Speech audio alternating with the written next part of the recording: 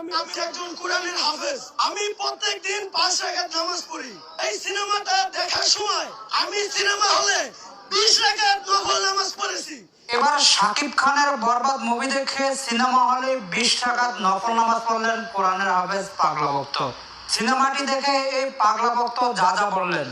প্রিয় দর্শক, আজকের ভিডিওটি না টেনে সম্পূর্ণ ভিডিওটি দেখতে থাকুন। এই ঈদে শাকিব খানের বরবাদ মুভি মুক্তি পান। বাংলাদেশের 120টি হলে এই মুভিটি মুক্তি পান। মুক্তি পাওয়ার সাথে সাথে দর্শকদের মাঝে আনন্দ বিরাজ করছে।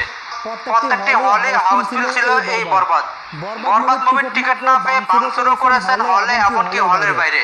এবার শাকিব খানের বরবাদ মুভি দেখে হলের ভিতরে 20 রাকাত নফল নামাজ পড়লেন শাকিবের এক ভক্ত। যখন আপনার গার্লফ্রেন্ডে কেউ ডিস্টার্ব করে এভাবে তার পাশার ভিতরে বাড়ি মারতে হয়।